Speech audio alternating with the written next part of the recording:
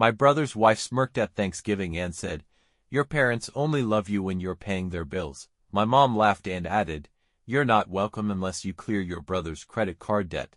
I stood up, smiled, and said, "You're right. And that's exactly why you'll never see me again." Their faces dropped when they realized they had just lost their favorite ATM forever.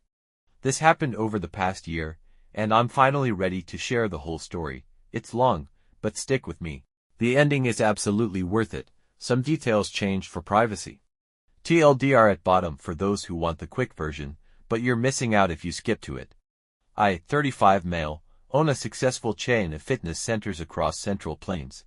4 locations with plans for 2 more by next year. We do about $1.2 million in revenue annually, and I employ around 50 people between trainers, front desk staff, maintenance crews, and administrative workers. Not bad for a guy who started with nothing but a G-bill and a dream after getting out of the Marines at 23, but this story isn't about my business success or how I built my empire from scratch. It's about how my toxic, dysfunctional family tried to bleed me dry for years and what happened when I finally decided to completely destroy them instead of just walking away like a reasonable person would do. Growing up in suburban Willow Creek, my family dynamic was crystal clear from day one. There were 2 kids in our household, me and my younger brother Caleb. He's 32 now. Caleb was always the golden boy who could do absolutely no wrong in our parents' eyes, while I was permanently cast as the responsible one who never needed attention, help, or recognition. You know the type of family setup. Caleb got praised enthusiastically for tying his shoes correctly, while I had to earn everything through blood, sweat, tears, and perfect behavior. My brother's wife smirked at Thanksgiving and said, "Your parents only love you when you're paying their bills." My mom laughed and added, "You're not welcome unless you clear your brother's credit card debt." I stood up, smiled, and said, "You're right. And that's exactly why you'll never see me again." Their faces dropped when they realized they had just lost their favorite ATM forever. This happened over the past year, and I'm finally ready to share the whole story. It's long, but stick with me. The ending is absolutely worth it. Some details changed for privacy. TLDR at bottom for those who want the quick version, but you're missing out if you skip to it. I, 35 male, own a successful chain of fitness centers across Central Plains. 4 locations with plans for 2 more by next year. We do about $1.2 million in revenue annually, and I employ around 50 people between trainers, front desk staff, maintenance crews, and administrative workers. Not bad for a guy who started with nothing but a G-bill and a dream after getting out of the Marines at 23, but this story isn't about my business success or how I built my empire from scratch. It's about how my toxic, dysfunctional family tried to bleed me dry for years and what happened when I finally decided to completely destroy them instead of just walking away like a reasonable person would do. Growing up in suburban Willow Creek, my family dynamic was crystal clear from day one. There were 2 kids in our household, me and my younger brother Caleb. He's 32 now. Caleb was always the golden boy who could do absolutely no wrong in our parents' eyes, while I was permanently cast as the responsible one who never needed attention, help, or recognition. You know the type of family setup. Caleb got praised enthusiastically for tying his shoes correctly, while I had to earn everything through blood, sweat, tears, and perfect behavior. Then Caleb met Jenna, and that's when our family situation went from merely annoying to absolutely insane.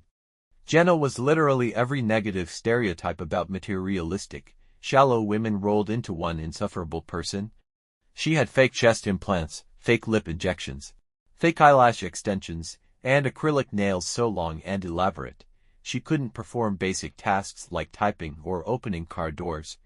She'd never worked a legitimate job in her entire life, but somehow always managed to have the newest smartphone model, designer purses worth thousands of dollars, and clothes that cost more than most people's monthly mortgage payments. She attached herself to Caleb like a parasitic leech because he was stupid and naive enough to think he could somehow afford her ridiculously expensive lifestyle on his unemployment checks. And my parents? They absolutely loved her because she was supposedly motivating Caleb to be more ambitious and helping him mature into a responsible adult. Yeah, motivating him to find increasingly creative ways to spend money he didn't have and would never earn.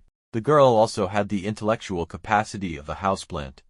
I remember one particularly painful family dinner where she asked me if my fitness centers were like a budget gym chain, but more expensive. And then proceeded to confidently explain to me how the fitness industry worked based entirely on what she'd seen in romantic comedies and reality TV shows. This brilliant analysis was coming from someone who genuinely believed that cardio exercise was harmful to your health because it makes you too skinny and weak, about 2.5 years ago. The phone calls from my parents started getting significantly more frequent and urgent. These weren't casual, "Hey, how's business going?" social calls, but rather direct, "Caleb needs help with his electricity bill," emergency calls, or "Caleb's car needs expensive repairs," crisis calls. Or, my personal favorite recurring theme, "Caleb and Jenna are having an unexpectedly difficult month financially," bailout calls. At first, the requested amounts were relatively small and seemingly reasonable. $400 here for utilities, $600 there for car problems. I'm not gonna lie, I helped out because I genuinely figured that's what family members do for each other during tough times, right? But every single time I transferred money to help them out, Caleb never once called me personally to express gratitude or explain the situation. It was always Mom making the initial request on his behalf, and Mom calling afterward to say thanks, like he was still a helpless child who couldn't handle his own communications. Then the requested amounts started getting significantly larger, and the accompanying excuses became increasingly creative and elaborate. $1,200 for their deposit on a much nicer apartment because their current place was supposedly affecting Jenna's severe allergies. She wanted to live somewhere more photo-worthy. $2,800 when Caleb allegedly got laid off unexpectedly, which I later discovered actually meant he got fired for showing up 2 hours late, 3 consecutive days while hungover. $3,500 when Jenna supposedly needed emergency dental work, which turned out to be purely cosmetic veneers because she wanted to become a social media influencer. The breaking point should have been last Christmas, when Jenna posted elaborate social media stories, documenting her week-long luxury spa retreat in a nearby upscale resort town, complete with expensive treatments and designer shopping, during the exact same week that Caleb had called me crying, and asking for $2,200 for urgent car repairs that couldn't wait. But I was still foolishly playing the good brother role like a complete idiot. The real wake-up call came 8 months ago, when I went to Mom and Dad's house for our regular Sunday family dinner. I walked through the front door, and Jenna is practically shoving her left hand in everyone's faces, showing off this absolutely enormous engagement ring that had to cost at least $20,000. "Look what my amazing Caleb surprised me with," she squealed like an overexcited teenager. "Isn't it absolutely perfect? I've been wanting something exactly like this for months and months." I looked directly at Caleb, who was desperately avoiding eye contact, like his life depended on it. For weeks earlier, he had called me crying genuine tears about needing $3,800 for unexpected medical bills, because he didn't have health insurance coverage. "That's quite an impressive ring," I said carefully, trying to keep my voice neutral. "Must have been a very significant purchase." Jenna giggled and did this ridiculous little hair flip gesture. "Caleb always finds a way to give me exactly what I deserve.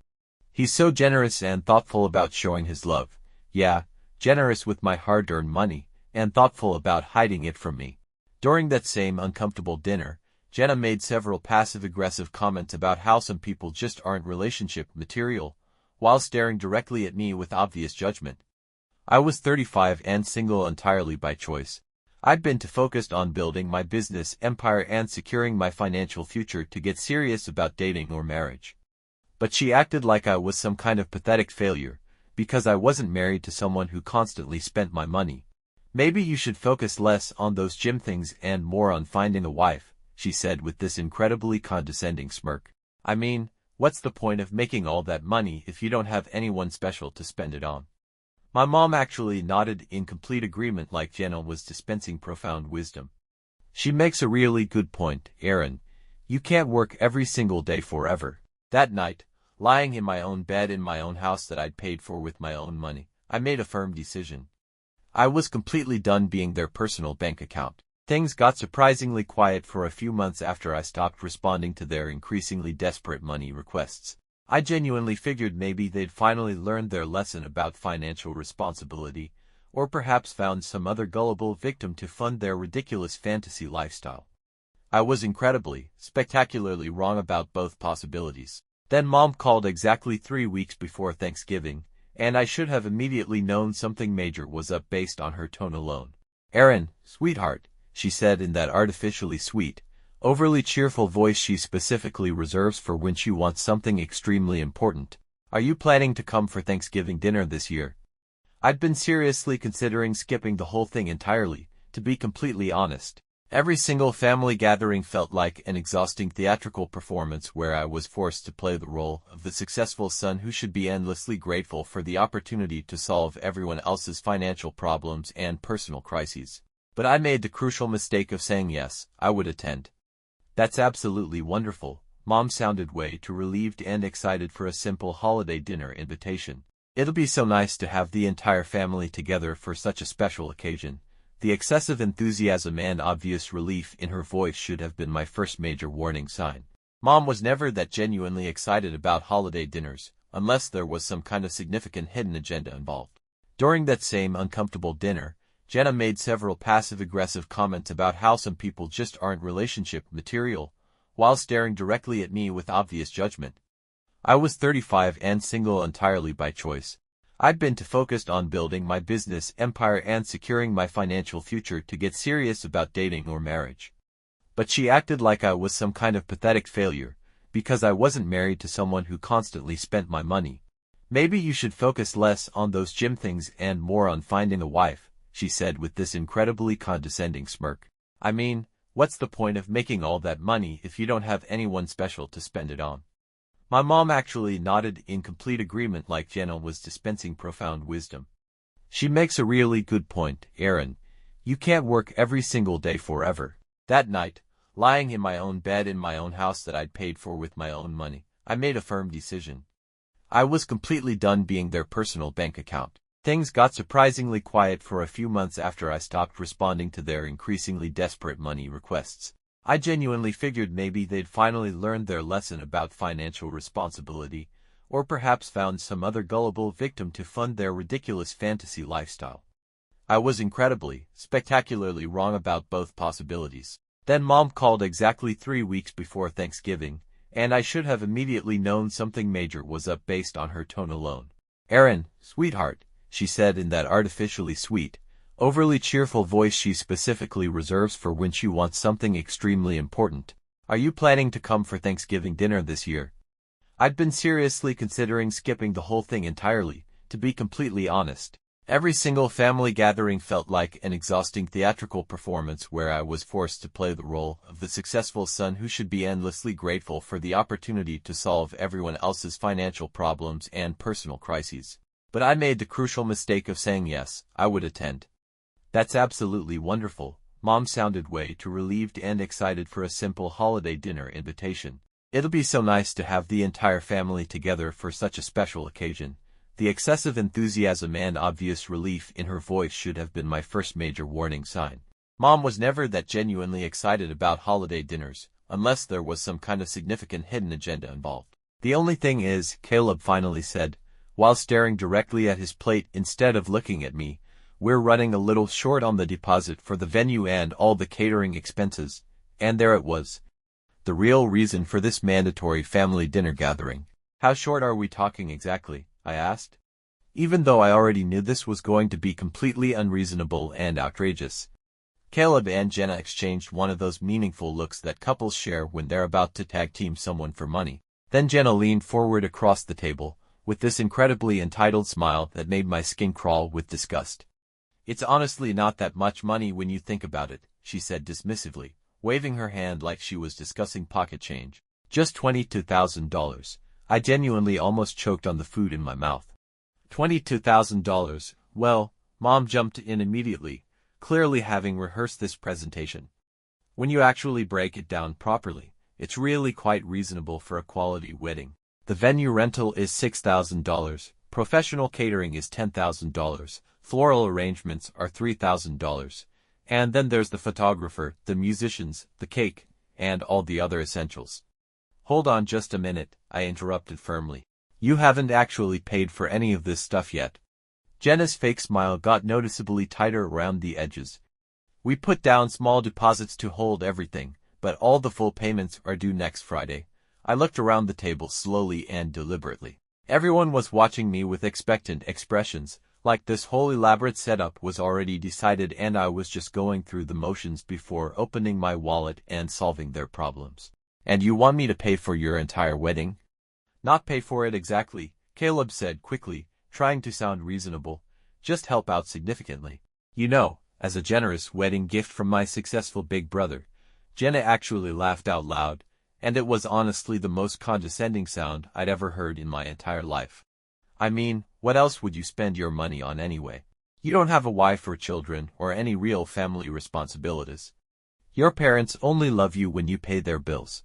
The entire room went completely silent. Even my parents looked genuinely uncomfortable with how directly and brutally she'd just insulted me. I set down my fork very carefully and leaned back in my chair, staring at my mother. "Is that true, Mom?" Instead of denying it, Mom actually smiled and nodded. "Well, if you're not willing to help family, then you can't come to family events anymore. You can't come unless you pay off your brother's credit card." The words hit me like a physical blow. After everything I'd done, all the money I'd given them over the years, this was how they really saw me, not as a son or brother, but as a wallet. I stood up slowly, grabbed my jacket, and smiled back at her.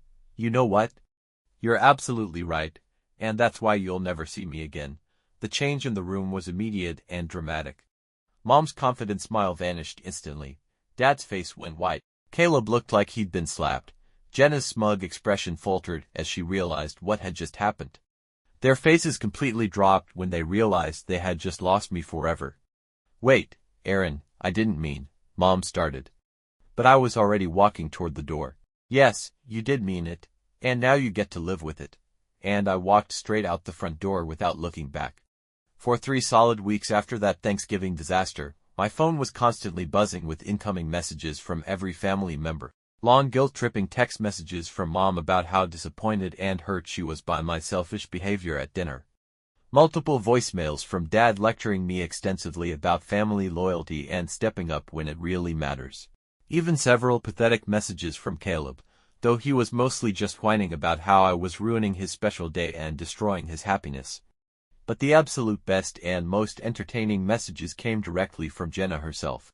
This woman sent me literal multi-paragraph essays about how I was a selfish, bitter person who was obviously jealous of Caleb's happiness and success in life. She called me pathetic for being single at my age, strongly suggested I was probably gay, and finished with increasingly vague threats about how I'd definitely regret this decision when Caleb becomes wildly successful. The irony was absolutely incredible. She was calling me jealous while literally begging for my money to fund her expensive lifestyle and fantasy wedding. I carefully screenshotted every single message she sent me and saved them in a dedicated folder. Then, just as suddenly as it had started, all the messages stopped completely. I genuinely figured they'd either found some other gullible victim to fund their ridiculous wedding, or maybe they'd finally decided to have a much smaller ceremony they could actually afford with their own limited resources. I was completely wrong about both possibilities, as usual. For weeks later, my friend who works as a loan officer at a major regional bank called me with some very interesting and concerning information. "Hey, weird thing happened at work today," he said casually. "I saw your brother and his fiancée at our main branch earlier this afternoon." My stomach immediately dropped with dread. What were they doing there? They were asking about substantial business loans, but here's the strange part. They were using your fitness centers as collateral and financial references. My blood went ice cold. "What exactly do you mean by that?" They had official-looking paperwork claiming Caleb was a 50% business partner in your company. The loan officer who met with them was immediately suspicious because the documents looked potentially fraudulent, so they didn't approve anything. "But I thought you should definitely know about this situation." I hung up immediately and called my business lawyer. After some investigation and research, we discovered that Caleb and Jenna had been systematically attempting to secure substantial loans all across the Central Plains metropolitan area using completely forged documents claiming Caleb was a major owner of my fitness center chain. They'd even created elaborate fake employment records showing Caleb as my director of operations earning $85,000 annually. They were actively attempting to commit serious fraud using my business reputation, credit history, and financial standing. That's when I realized that these people had crossed a line they could never come back from, and I needed to completely destroy them instead of just walking away and ignoring the situation. I spent the next 6 weeks methodically gathering every piece of information I could find about their situation. I didn't hire any private investigators or do anything overly dramatic. I just started paying very close attention to details and asking the right questions to the right people in my network. First, I discovered that the wedding was definitely still happening despite their obvious financial problems. They'd somehow managed to scrape together enough money for a small ceremony at some budget venue outside the city limits. But here's what was particularly interesting. Jenna was telling everyone on her social media accounts that they'd chosen to have an intimate wedding and that certain people who weren't supportive of their love weren't invited to attend. She was actually spinning my refusal to fund their wedding as me being deliberately excluded from their special day. Then I uncovered something extremely interesting about Jenna's background. My banker friend mentioned that Jenna had visited his branch several months earlier, when she and Caleb first started dating seriously. She'd attempted to open a business account for some multi-level marketing scheme, and during the standard credit check process, several major red flags had appeared on her financial history. I asked him to dig a little deeper into her background information. Banks share data with each other, and he owed me a significant favor from when I'd helped him get an excellent deal on gym equipment for his home workout room. What we discovered was absolutely incredible and eye-opening. Jenna had quite the documented financial history with men. She'd been married before, not once but twice previously, both times to men with substantial money and assets. Both marriages lasting just long enough for her to gain legal access to their financial accounts and property, and both ending in extremely nasty divorce proceedings where she walked away with significant portions of their assets while claiming various forms of emotional and physical abuse. Caleb was going to be husband number 3, and he had absolutely no idea about any of this history. But that wasn't even the most interesting discovery I made. The most fascinating part was what I learned about their current financial situation through various sources. Remember all those emergencies and unexpected expenses that Caleb had been asking me to help with over the past 2 years? Well, those emergencies were real in a certain sense. Caleb had been getting deeper and deeper into serious debt, trying to maintain Jenna's ridiculously expensive lifestyle and spending habits. But instead of cutting back on expenditures or having honest conversations about money, they'd been taking out payday loans with outrageous interest rates, opening new credit cards constantly, and borrowing money from anyone who would lend it to them. They weren't just regular broke, they were catastrophically, devastatingly broke. The kind of financial situation where you're literally one missed payment away from losing absolutely everything you have. And Jenna, she had no clue whatsoever about their real situation. Caleb had been desperately hiding their actual financial condition from her, while frantically trying to find new ways to keep the money flowing and maintain the illusion of financial success and stability. That's when I realized Caleb wasn't just the spoiled golden child anymore. He was completely trapped, probably terrified, and definitely in way over his head with a woman who would completely destroy him the instant she discovered he couldn't afford her lifestyle anymore. So I decided to dramatically accelerate that inevitable discovery process. The wedding was scheduled for a Saturday afternoon in February. I obviously didn't attend the ceremony, but I had much more important and strategic plans for that weekend anyway. You see, I'd spent several weeks carefully putting together a comprehensive information package that would change everything. Screenshots of Jenna's insulting text messages, calling me pathetic and jealous. Complete copies of all the fraudulent loan documents they'd attempted to use with my business information forged on them. And the absolute crown jewel of evidence, a detailed background report on Jenna's 2 previous marriages, her well-documented history of financial manipulation and gold digging, and complete documentation of their current catastrophic debt situation. But I didn't send any of this damaging information to Caleb directly. That approach would have been too easy and predictable, and he probably wouldn't have believed any of it coming from me anyway given our family dynamics. Instead, I sent the entire comprehensive package directly to Jenna's mother with detailed explanations. Here's what my thorough research had revealed about Jenna's family background and situation. They were legitimately old money wealthy, but absolutely obsessed with social status, public appearances, and family reputation. Her father was a successful investment banker at a prestigious firm. And her mother was one of those high-society country club women who cared more about maintaining their family's social standing than anything else in the world. They'd been financially supporting Jenna for years without question. But they were operating under the impression that she was in a committed relationship with someone financially successful and stable with good prospects. They had no idea that Caleb was completely broke and drowning in debt. And they definitely had no knowledge whatsoever of their daughter's well-documented history of systematically marrying men specifically for their money and assets. I sent the complete information package to her mother with a simple, straightforward note. I thought you should know exactly who your daughter has married and what kind of financial situation she's actually gotten herself into. The wedding ceremony took place on Saturday afternoon.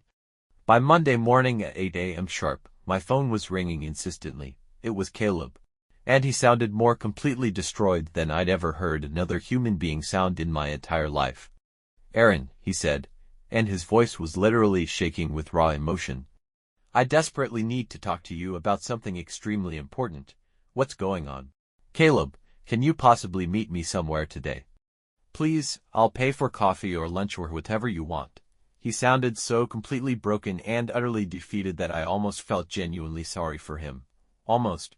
We arranged to meet at a coffee shop near my main gym location. When Caleb showed up 30 minutes later, he looked like he hadn't slept properly in several days.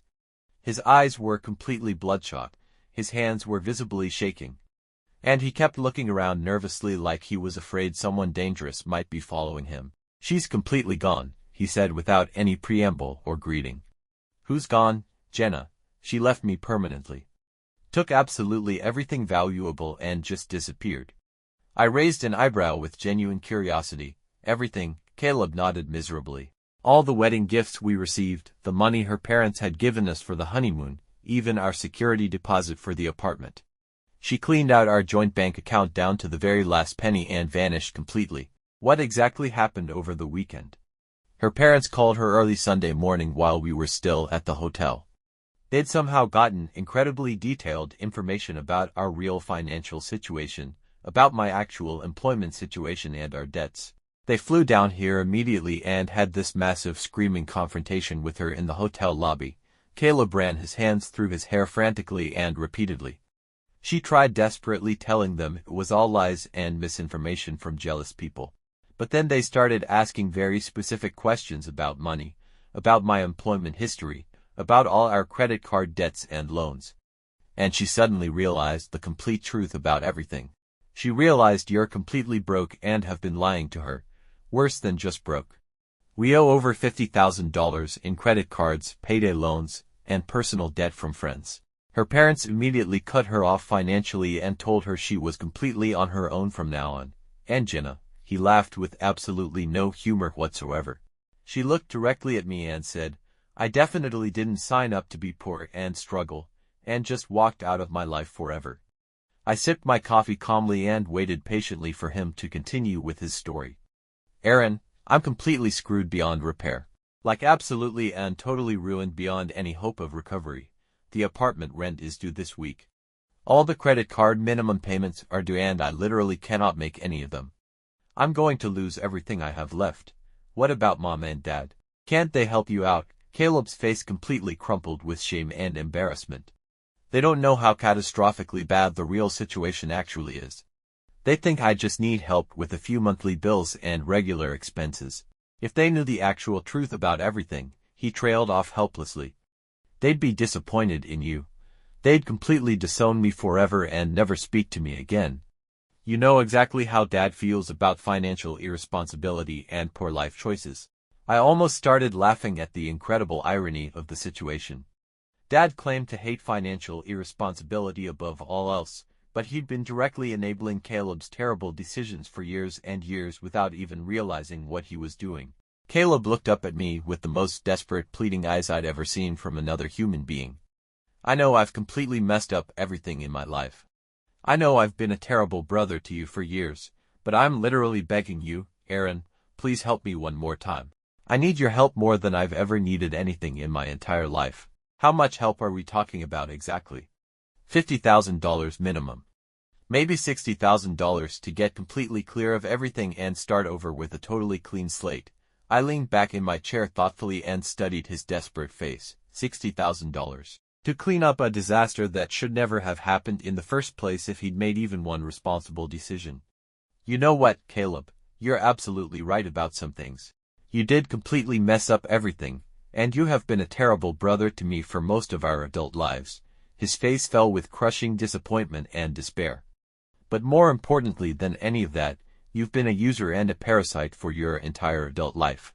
For years and years, you've treated me like your personal ATM machine that exists solely for your benefit.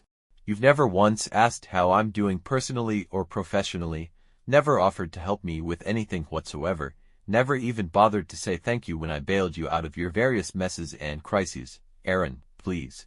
I'm literally begging you on my knees. I'm not finished talking yet. My voice was ice cold now. You married a gold-digging manipulator who insulted me repeatedly in our parents' house and then tried to commit serious fraud using my business reputation and credit. You've spent years systematically taking advantage of my success while contributing absolutely nothing to this family except constant problems, drama, and financial emergencies. Caleb was openly crying now, with real tears streaming down his face. I know everything you're saying is completely true. I'll change totally.